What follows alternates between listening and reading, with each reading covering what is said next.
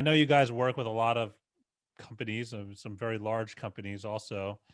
And I would guess that those larger companies have project management departments, Yep. right? So I guess my question is, where would the typical project management department fall short? Obviously, you guys fit into the puzzle somewhere. Yeah, so we can, most of the kind of those large organizations that have their dedicated project management teams, the ones that we've come across, they're almost highly specialized. So there's a lot of activities that fall outside of that specialization that are really, really critical to the success of the overall project. And we can touch on a couple of those where, it kind of all starts with a business need. There's always some underlying reason why that project exists. And a lot of time being able to understand and communicate why the organization is pursuing this project, or in a case where a lot of times the buy-in is fragmented. The way organizations are set up with silos, you may get a decision on the priority or importance of a given project in one silo. It hasn't been communicated to other silos that are going to have an active role in these projects. So really that business need, being able to understand the whys, communicating and making sure that you have that buy-in across the organization, that's one potential issue that we run across. A couple of the other ones all fall into what I would say kind of the technical processes. With IT and security, a lot of times these are solution or hardware-based projects. And when it comes to things like solution identification, evaluation, selection, those are extremely technical in nature, and are usually very heavily technically oriented with the resources involved in that decision-making process.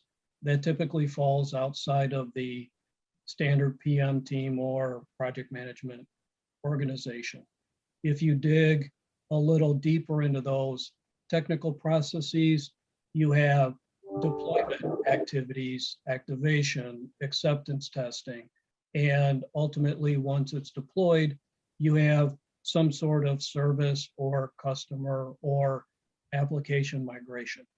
The technical people know how to get it done, but a lot of times you have those technical resources have time constraints.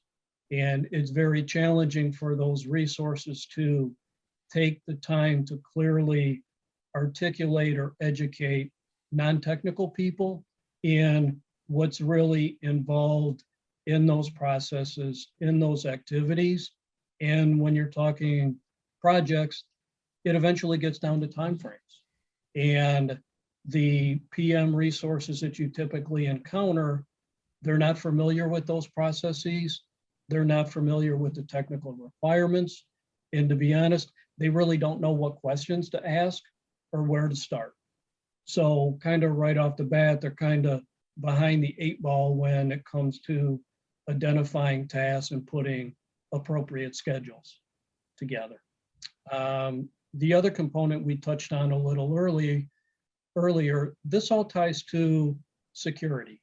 In the past, you would get a lot of network activities and projects, and they would be, designed, deployed, completed without an emphasis or a thought to what impact does this have on security. You have system security plans that are impacted. You have controls that need to be considered and addressed. You have artifacts throughout these projects that need to be gathered. And, at the end, you potentially have some sort of compliance impact that, whether it's through an audit or an assessment, you're going to have to prove that throughout the course of this project, you took security controls and compliancy into account. And what you find a lot of times is that's a critical missing component with a lot of projects.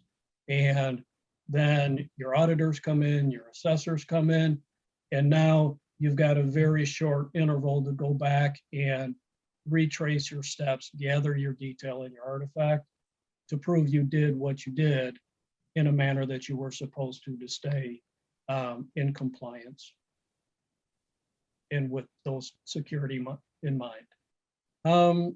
Probably I've got two left to kind of mention, and one of those all comes down to resources. The one consistency that you have with resources with a lot of our customers is there's never enough. There's a heavy amount of turnover in the IT and security space.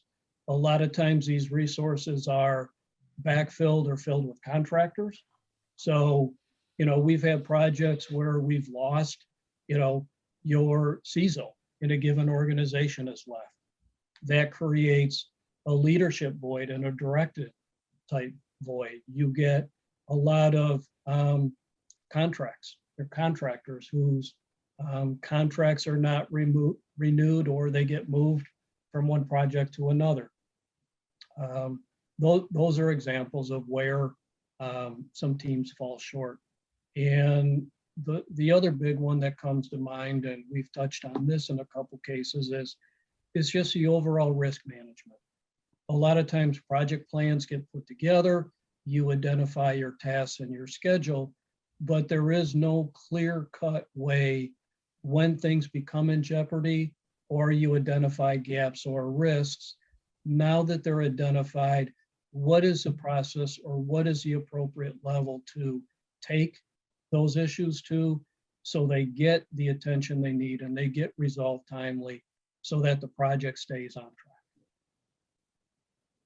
Yeah, Ron, I might add there that with what you described and what we see often, Chris, project management offices they're staffed with project managers. They've been trained in project management. They probably come from other backgrounds. They may have finance and accounting and other capabilities, but technical project management is a little bit different. Commonly, PMOs lack that technical capability. And that doesn't mean fingers on the keyboard, executing or implementing something. A lot of times that just means, what is your experience in that area? How can you relate? How can you think critically just think of all the information that's got to come in. There's so much in IT, there's so much in security, way too much for someone to just one individual to absorb all of. So it does take a team to drive it all forward. And it takes that technically savvy project manager to really help drive these technical and technology oriented, security oriented, information assurance oriented projects. You mentioned earlier, Chris, the implement IT, where we do logistics and we're driving large scale projects over broad geographies. If you don't have the background technically in those areas, you really struggle and you need help from others to drive that forward. A lot of organizations expect that kind of capability, however, from their PMOs. They expect that they're going to have that technical savviness when they don't necessarily. So it's important with that project manager to listen and understand the needs that are coming out. And you need that technical savviness. You need that experience to be able to process that. And if you're going to apply an appropriate solution and not just some solution, something that's right size, that's not just putting in new tools or making decisions that will ultimately cost more, having that background, be able to listen and understand before you just start prescribing what needs to be done. Huge trait that we love to see in a major capability of project managers that we look to drive. Got to collaborate. If you're gonna get the information, you have to work with people. If you can talk the talk, if you can, to an extent, walk the walk with the people that you're working with, you gain credibility, you gain that respect, and that the person you're working with doesn't then feel like their time is wasted. Everything they just mentioned will be forgotten or lost in one ear and out the other. That good background, that technical savviness helps to drive that forward. You can actually listen, you can process, you can restate and model and demonstrate and show that you understand. And that goes a long way to building buy-in and growing an alignment between the various levels of the organization. Ron mentioned risks and issues and risk management. Easy to say, very, very hard to do. If you're not fully aware, if you can't wrap your hands around, your mind around the problem, the risk, the issue that's coming around, all you can do is rely on other people to tell you what should be done and how can you possibly begin to process it. Anybody could, given the time, given the investment, but you don't have time typically to make that happen. The time doesn't permit. So having that good technical savviness that's reinforced with managerial capabilities, you've got experience managing in operations, managing organizations, managing product development and the like. All those skills are technical skills that come back and benefit the project manager. For our clients, we'll offer options that bring to bear where we have technical project managers. We can also bring to bear other capabilities within the organization. And having good, strong technical project management means you've got people that can work with that help that's coming in and can maximize the value of the help that's being provided.